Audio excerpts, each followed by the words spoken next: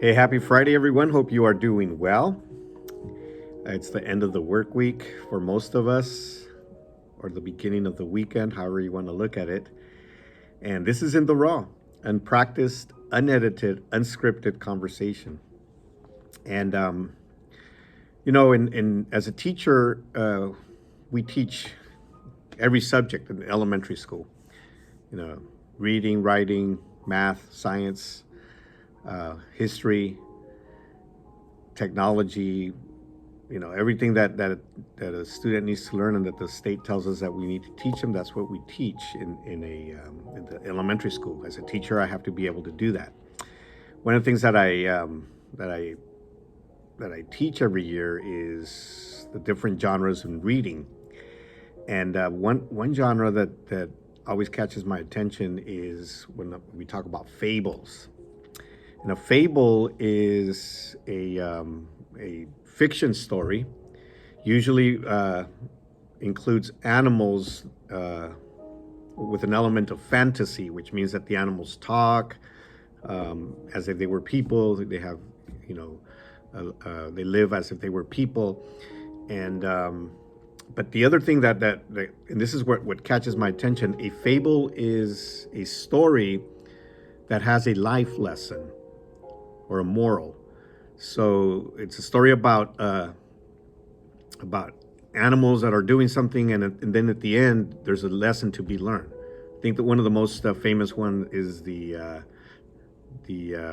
rabbit and the tortoise, right? Or the hare and the tortoise, where they have a race, and the tortoise ends up winning, and there's a moral to the story. There's a lesson, a life lesson to be learned. But there's one that I was remembering. I read it years back, and I was just kind of remembering it about a frog that jumped into a pot of water. The water was cold, and this frog said, I'm going to go in there and have a swim. And what the frog didn't know, though, was that the pot was on top of a fire. And so the water slowly started to get warm. And as it started to get warm, the frog said, I'm just going to adapt to this. I'm going to swim around, and I'm just going to enjoy this. And it feels good because it's starting to get a little, the water is warm. And so, the frog just swam along and just was having a good time.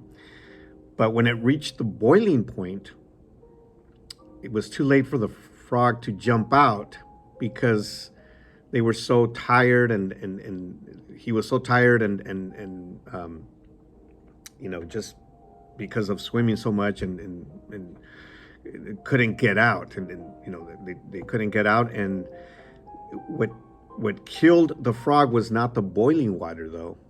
At the end, what killed the frog was his ability to not to his lack of ability to make a decision to get out when he was supposed to get out.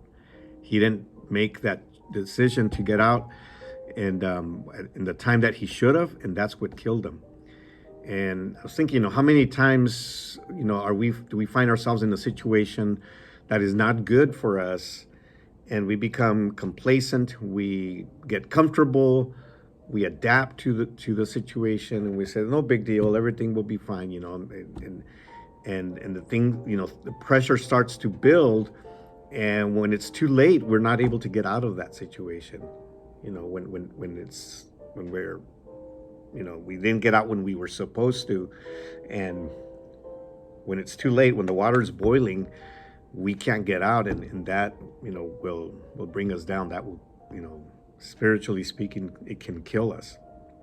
And the Bible talks about having wisdom. I think I've talked about this before, and wisdom is the ability to make choices, to be able to make the right choices.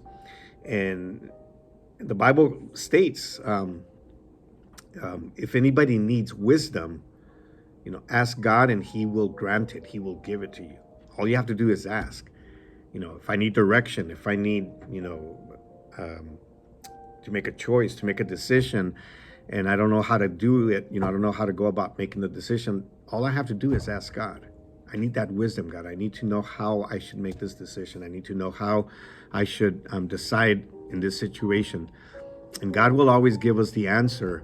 He will always show us how to decide correctly, and not wait till the last minute, or not wait until it's too late, like this poor frog, waited till it was too late and couldn't get out because they were so tired, and they couldn't get out, and they were so complacent and adapted to the situation that they didn't see the danger until it was too late.